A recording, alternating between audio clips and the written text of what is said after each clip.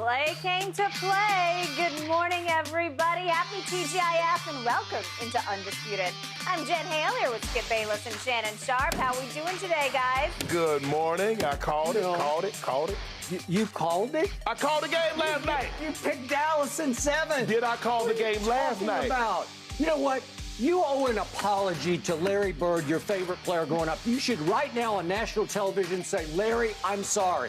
No. Baby Bird? Baby Bird. Are you kidding 23. me? Baby Bird? The man 23, Skip. It was more like Baby Dodo Bird last night. Come on, really? Okay. You got him. You kick him. Is that what you do? Kick a man when he down? 10 of 28 in a closeout game? He was bad last night. Thank you. Next question. And he said that. He admitted he was bad last night. Yes, he did. Doncic, no D in Doncic. Guys, so much to unpack from this win and then the upcoming finals series. So let's dive in this morning. Steph Curry, that's where we'll start because he was named the first ever most valuable player of the Western Conference Finals following the Warriors clinching that series over the Mavs last night. Now, he will return to the finals. Of course, this time, obviously, without Kevin Durant. That's who helped win their last 2 titles. Steph, by the way, still seeking his first finals MVP. Okay, so Shannon, you've been making the case that if Steph wins a championship and a finals MVP, that it vaults him into the all-time top 10. Tell us why. Because it's the missing piece from his resume, Skip. It would be such an outstanding resume. 4 titles, 2 MVPs, 2 scoring titles, and now a finals MVP. Skip, I think if he gets that, I don't know how you keep him out of the top 10. And when you look at it, Skip, he'll be one of 6 players that have 2 regular season MVPs, 4 titles, and a finals MVP, joining Jordan, LeBron, Magic, Kareem, and Duncan. And we believe those first 4, Skip, Jordan, LeBron, Magic, and Kareem, are on Mount Rushmore. He would join that group, a very, very elite group, Skip.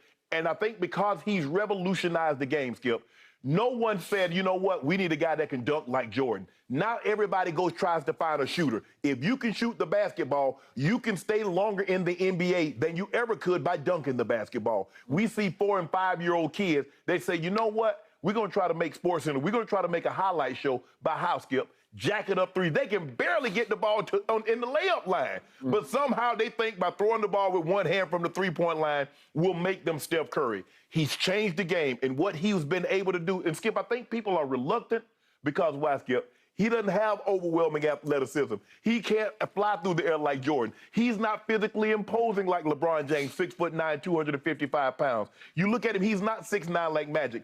He's not the dominating force that Shaq was. He doesn't have the elegance and grace of levitating like a Kobe. He's like 6'3". I mean, you look at a guy like, well, damn, I really could be Steph Curry. I'm never going to jump like Jordan. I'm never going to be 7'1", 335 and move like Shaq. But I really could be Steph Curry, Skip. I could be 6'3". I could be 6'3", 180 and shoot the ball. So, and not only has he changed the game from a youth level, Skip, everybody in the NBA now, all they do is jack up 3s.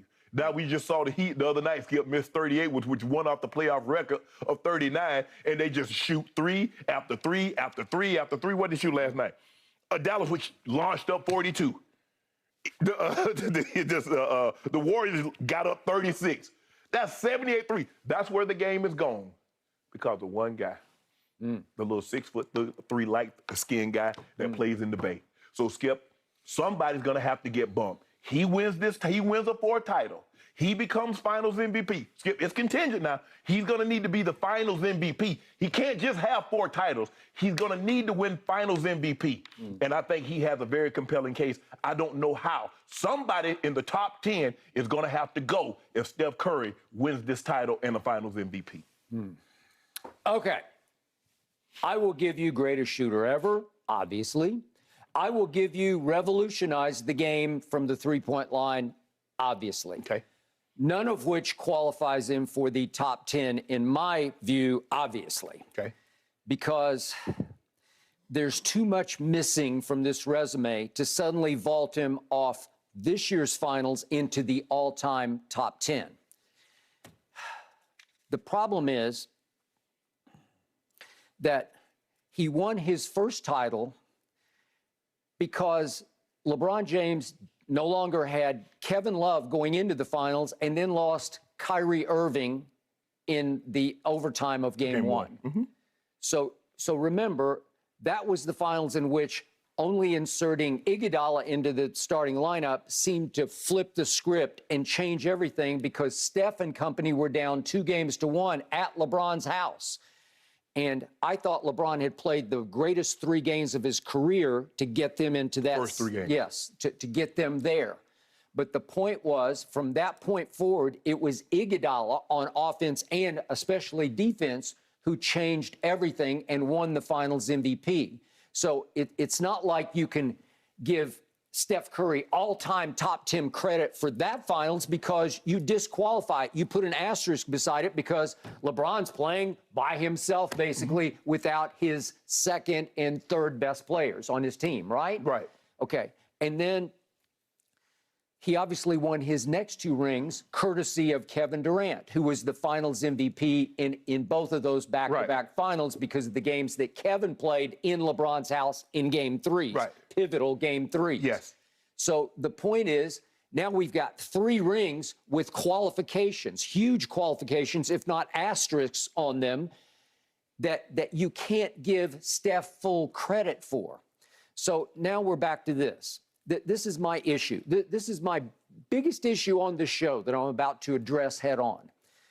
We have seen 2 superstar meltdowns in the finals, and I ranked them 1 and 2. And the first one was your man, LeBron James. And it was his first go-around with the Miami Heat versus the Dallas Mavericks in 2011. I'd never seen anything like it before, games 4, 5, and 6. Chosen one became frozen one. He just completely, epically melted down, and they blew a 2-1 lead, and it's on his resume. And he's done all kinds of great things, but when we start talking about LeBron versus Jordan and the GOAT debate, it's hard for me to get past what happened in 2011 because that never happened to Michael Jordan. And I don't want to do the whole Jordan debate right now because this is about Steph Curry. Okay. But I'm just framing it with that was the worst one. But now we're talking about the second worst one that I ever witnessed. This is my point of view from this side of the table. Was 2016, and LeBron benefited hugely from that because LeBron is down 3-1, and Steph Curry comes up even smaller than he is at 6'3". He actually plays smaller than 6'3" to start with. Like you say, in the normal world, 6'3" is tall because you're a big man and you're 6'2". Okay, so he's an inch taller than you are, quote unquote, but he is an inch taller. But he plays even smaller than 6'3" in the perspective in relation to everybody else on the basketball court.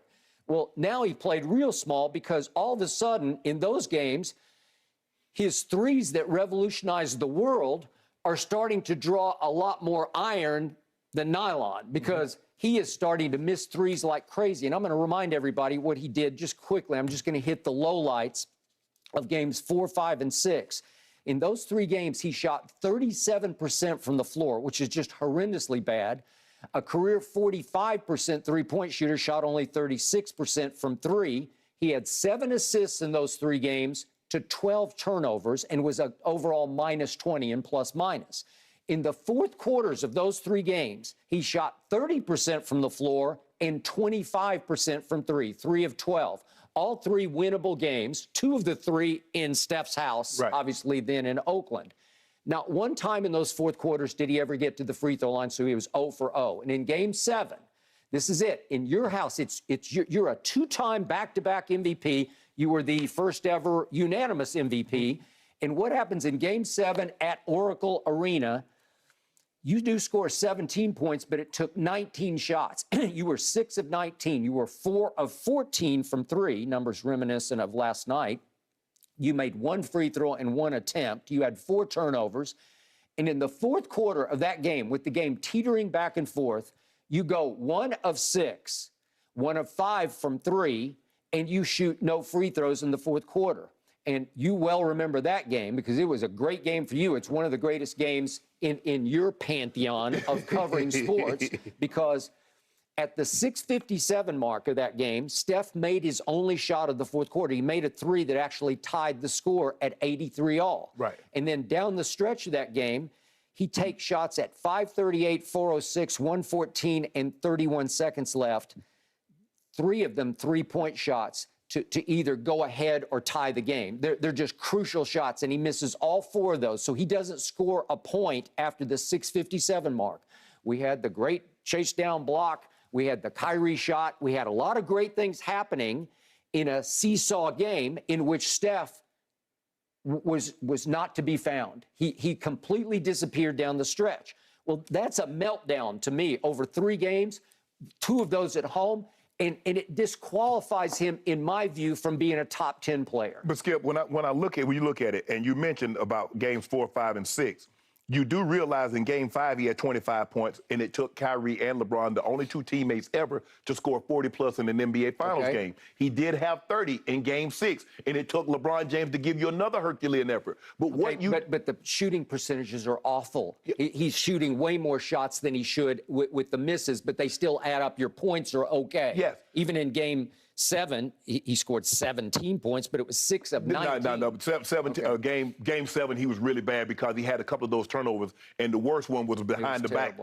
back pass to Clay in the corner that goes out of bounds. But Skip, when you look at all-time greats, and I would give you LeBron, Jordan, Kareem, Wilt, Magic, Bird, Duncan, Russell, and Kobe, all of those guys played with what? Another top 75 player. Steph Curry has never played with a top 75 player. Well, he did play one. He played with KD. But if you look at, and he only had him for 2 years, all these other guys played multiple years with top 75 players. And the fact that he got back to the NBA Finals without a top 75 player. And the top 75 players that played with him have yet to come close to getting back. We don't do this. Larry Bird in 1981, in the finals against the Houston Rockets, he had 2 games in which he scored 8 points. Cedric Cornbread Maxwell was Finals MVP. You're talking about his first NBA Finals in 1981.